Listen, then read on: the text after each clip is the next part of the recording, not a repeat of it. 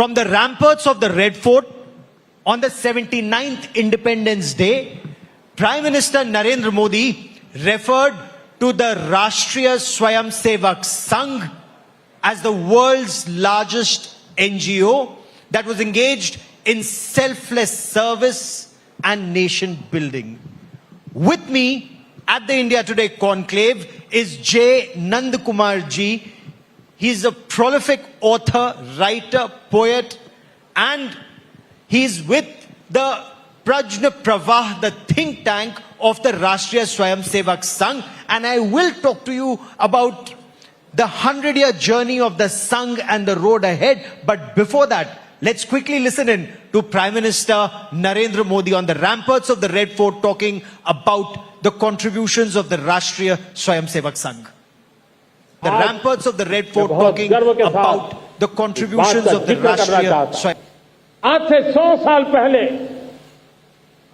एक संगठन का जन्म हुआ, राष्ट्रीय स्वयंसेवक संघ। 100 साल की राष्ट्र की सेवा एक बहुत ही गौरवपूर्ण स्वर्णिम पृष्ठ है। व्यक्ति निर्माण से राष्ट्र निर्माण के संकल्प को लेकर के 100 साल तक मां भारती का कल्याण का लक्ष्य लेकर के लक्षावधि स्वयंसेवकों ने मातृभूमि के कल्याण के लिए अपना जीवन समर्पित किया है। सेवा, समर्पण, संगठन और अप्रतिम अनुशासन जिसकी पहचान रही है, ऐसा राष्ट्रीय स्वयंसेवक संघ दुनिया का ये सबसे बड़ा एनजीओ है एक प्रकार से। Nandkumar ji, were you surprised to hear the Prime Minister from the ramparts of the Red Fort talk about the Rashtriya Swayamsevak Sangh as a Swayamsevak, as a Karyakarta? Namaskar. At the outset itself, I would like to extend my thanks to India Today for inviting me for this August forum. Thanks. Okay, the question was very much pertinent. I'm not surprised because being a Swayamsevak, Narendra Modi ji as a Prime Minister, when he was addressing the whole world, I would like to say, it's the 100th year of RSS. So it's not a surprising thing for me. Yes, as a Swayamsevak, I was elated to hear such a comment from Narendra Modi ji. But as a Swayamsevak, I would like to add one another thing, that the Sangha is working, or Swayamsevaks are working not for any appreciation or congratulation from anyone in that sense. See, there is a Geet in Sangha that is पथ का अंतिम लक्ष्य नहीं है सिंहासन चढ़ते जाना। मतलब अटल जी का एक प्रसिद्ध कविता भी है, मुझे इतना ज्यादा ऊंचाई न दो, ऐसा करके। So that is the mentality of the Swayamsevaks, sir. We are not in a way very much expecting something from the highest order or the positions. But yes, this is the 100th year. So Narendra Modi ji has mentioned it. We are all happy. And in a way, it was an apt moment for him to say so to the whole world, such a comment. And when people say 100 years of nation building, India became independent on August 15, 1947. So how is this 100 years of nation building? How would you respond to those who say this is exaggeration? See, I have got a big problem with this, the nation building. See, as far as Sangha is concerned, Rashtriya Swayamsevak Sangha is concerned, our working is not nation making, it is nation reconstructing. Why we are saying, I am not going much deep into the semantics of the word, but I am saying it because, see, this nation concept, it's a Eurocentric term. State or government comes, politics come first.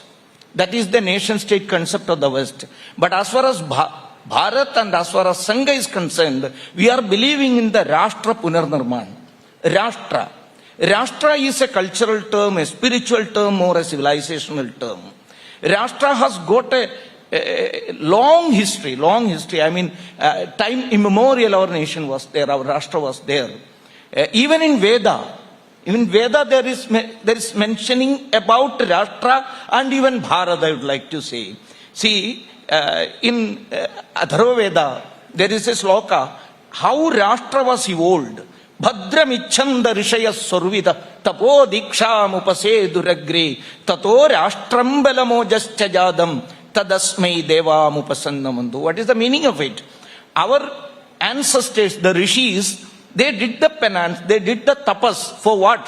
For not their benefit or their family members' benefit. They are doing their tapas for the whole universe. Survida, for whole. And from that tapas, Ojas and Tejas and Rashtra came. This Rashtra was formed on the very basis of that tapasya. That is why Devatas are prostrating before this Rashtra. That was it. So in Veda itself it is there. Let me finish it. In the modern times, Swami Vivekananda put it in the modern language, that is the English language.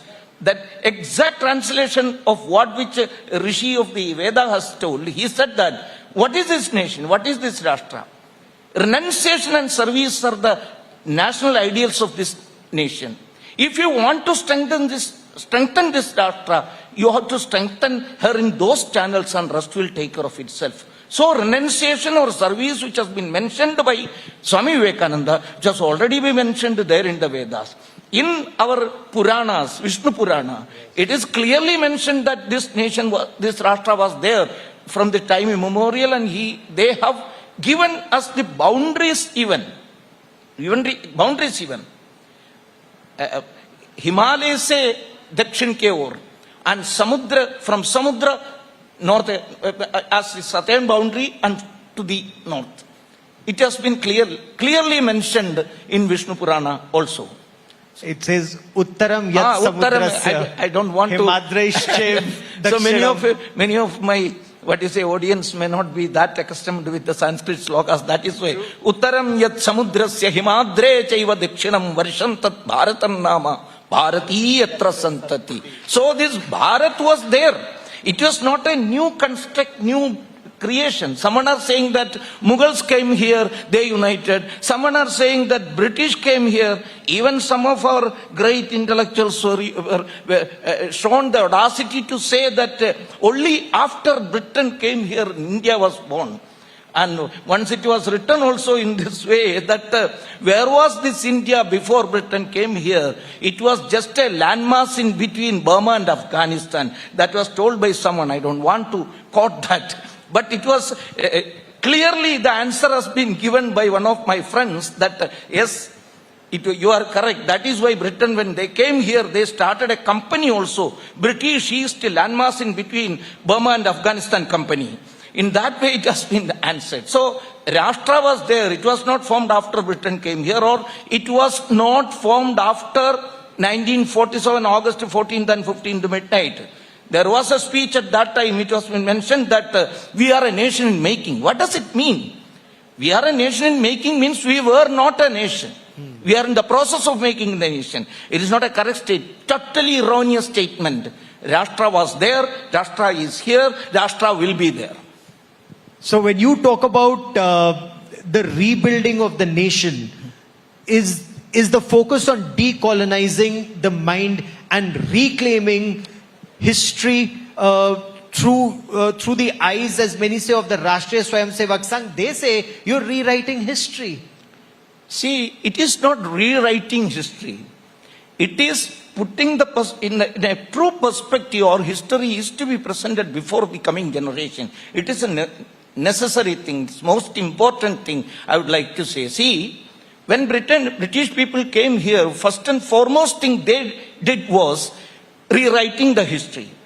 There are so many such people who they were brought here to write history. James Mill wrote the history of British India.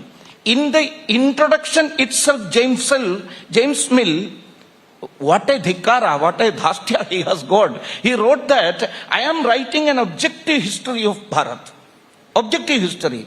And what is my qualification to write this? I have never gone to Bharat yet. I don't know any of these stupid languages. Stupid, I have added. He hasn't written it. Bharat, Sanskrit to Tamil, I don't know. That is my qualification to write Bharat's history. He wrote it in the Western style of looking into the history. See, Westerners are looking into the history on the very basis of their calculation regarding time. Time is a linear construct for them. But as far as Bharat's time concept, it is a cyclic thing. So no one can say that from a particular point of time, the whole history started. It is not from zero to, it is going ahead. It is not correct vision. So it is to be put it in true perspective. उस प्रकार का प्रयास होना ही चाहिए. वो होने से ही right individuals will come up. Swamiji himself have mentioned about it is the duty of every true Bharatiya to write our history correctly. That was his comment. And that's the effort that's on. So when you talk about the West trying to dictate, let me come to the current times when, Prime Minister Narendra Modi or Government of India is negotiating a trade deal with the United States of America, and many analysts say that America is trying to dictate terms to India. The Prime Minister also mentioned that there may be consequences for him, but he will not let the interests of our farmers, our fishermen and those in dairy suffer. Where does the Sangh stand on the way India is negotiating a trade deal with America? See, it shall not be on the terms which have been dictated by anyone whatsoever. No matter whether it is America or England or anyone. Our nation is a strong nation. We have got an economic power.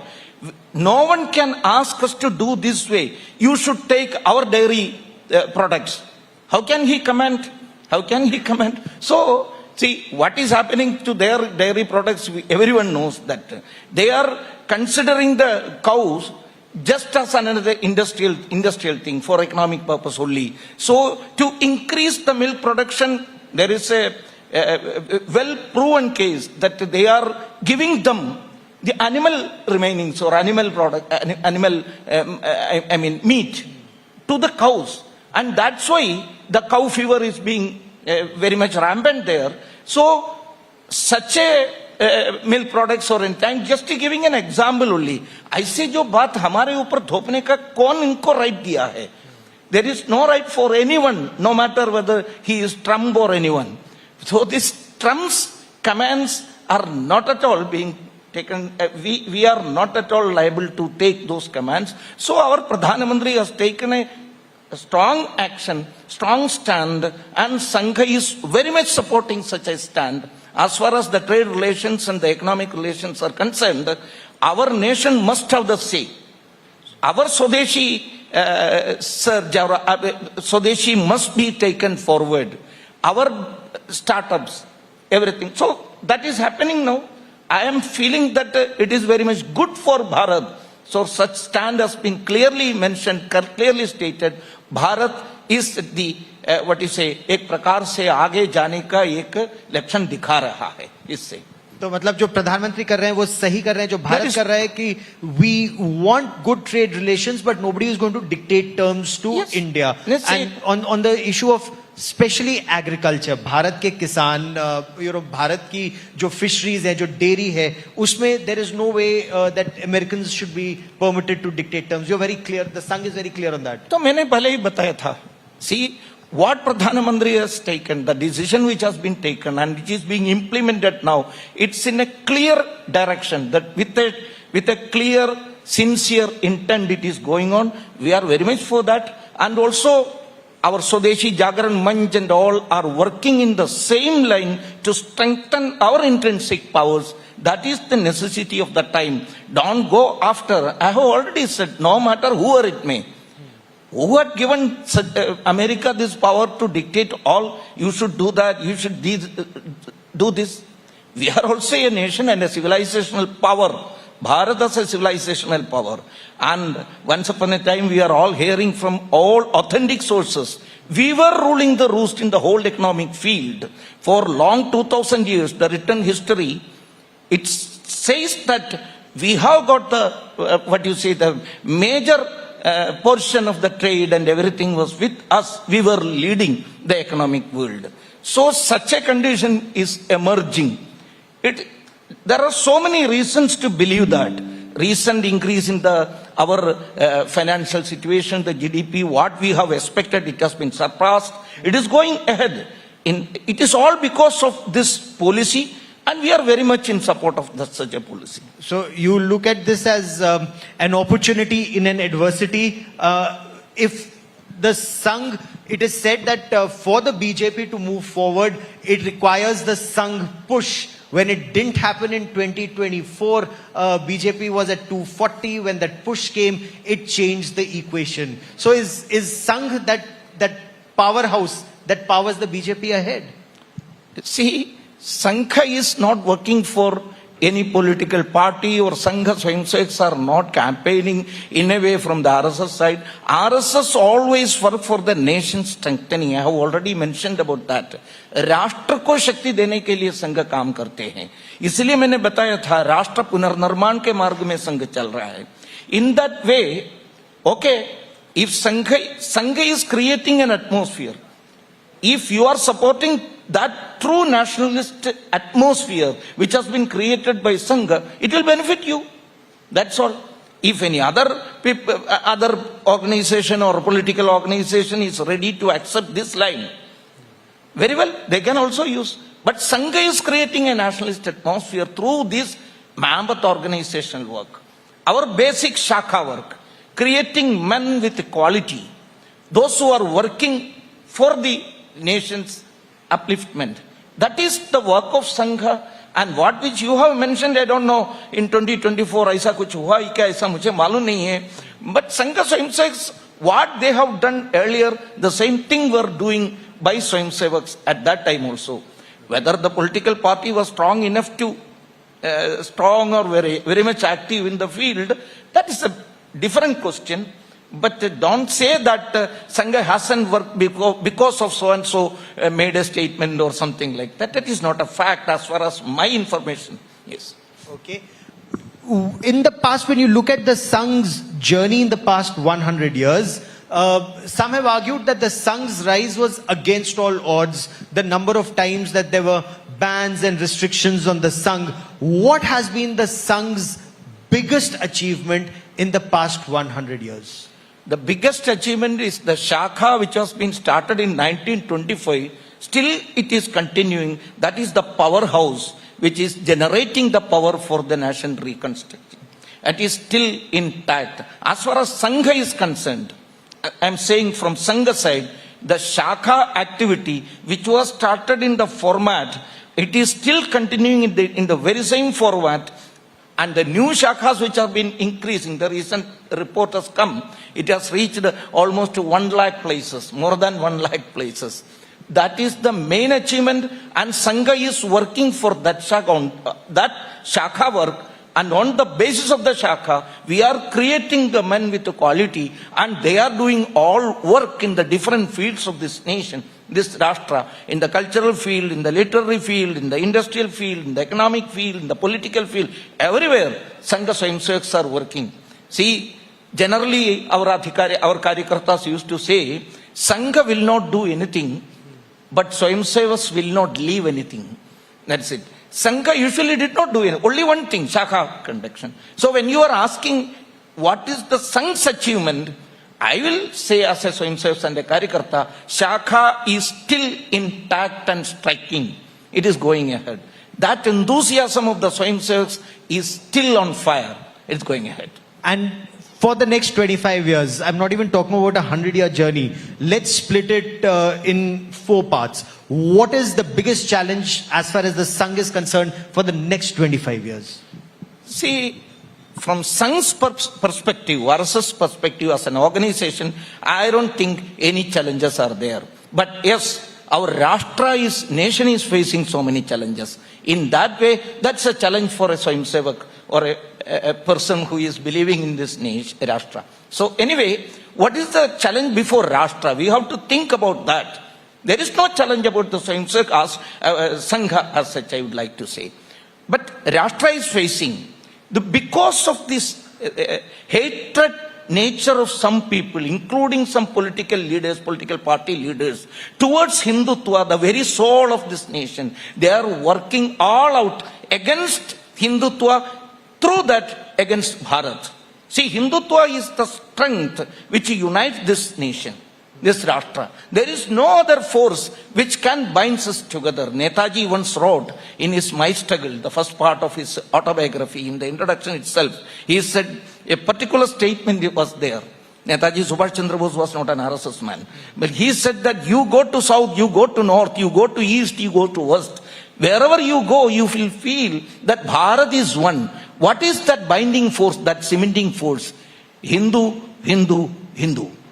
So that is the binding force or cementing force of this nation. So in order to weaken Bharat, some forces are working day in and out against that binding force, cementing force. That is the greatest challenge which the nation is facing. So for that purpose, they have started a narrative war against this nation's existence, with the helping hands from all such political parties and the West and the foreign elements like George Soros and the cultural Marxists. They were all working against this nation's very existence. I feel it is the right time, high time for any nationalist or patriot to come together to safeguard this great force which binds us together. Now, they say, and it's not Hindus they're against, or it's not the followers of the Sanatan Dharma, but it's the Hindutva that they're against, and that is political Hinduism. Do you make that distinction that they try to make, that it's the Hindutva that they're targeting and not Hindus or the followers of Sanatan Dharma? See, what is that argument? What is the strength in that? See, as far as Sangha is concerned, we are not very much concerned about these binaries. We are not seeing any difference between Hinduism and Hindutva. When you are talking about that and you are differentiating it against that Hinduism is good, Hindutva is bad, Hinduism is Sanatana and Hindutva is political communalism and everything, then you must go to the semantics. We go to the meaning of the words. See, Hinduism is a prakar se Hindu or ism. What is the meaning of the ism? Ism is a closed book of thought. Can Hindu be confined to an ism? Never. Hindu is the most liberal cultural belief system in the whole world. One who is saying that Ano Bhadra Kratavo Yendu Vishwataha, let all thoughts come to us. Such a belief system. Ekam Sadhu Vipra Bahutavadandi. One is the real truth, and to reach there can be several ways. That is our belief system. But then what is the need to say, for example, when Yogi Adityanath says, batenge to katenge, when Prime Minister Narendra Modi says, ek rahenge to safe rahenge, it is being said that this is how, the attempt is to create divisive politics. Sorry, Gaurav, I have to complete that Hindutva part also. Yes, please. See, okay, when you are saying Manishyatva is or Naratva is bad. Naratva, what is Naratva? The thing, that the Tattva which make a particular person a Manishya, or a human being, that is Manishyatva. What which make you Hindu is Hindutva. It's totally a Sanskrit word. In that way, Hindutva is more appropriate. That if you want a translation for that Hindutva, it is Hinduness. If you want an English word, it is not Hinduism, it is a Hindutva. Okay, when you have asked about the katenge to, batenge to katenge, vagera to, ek hai to safe hai, it is quite simple, the artha. What is our history? Bharat's history. What happened to Afghanistan? From where Gandhari came, that Upaganistan or Gandhara Desha, where is it? Where is Pakistan? Where is Bangladesh? What happened there? But because the lack of unity among them, and that whole area was taken away from us. We have got that intense pain in our Bharat's many of the parts were taken away from us only because we were not united and the persons there were being forcefully taken out of the very identity of this nation. That is why we lost it. You say simply, let me give an upama for that. See, generally people used to say that Bharat is a beautiful garden. Well and good. But garden cannot be made on an atmosphere. You cannot. It needs a soil.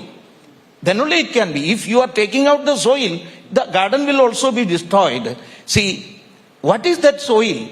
The Bharat is a beautiful garden on the strong, fertile soil of Hindutva.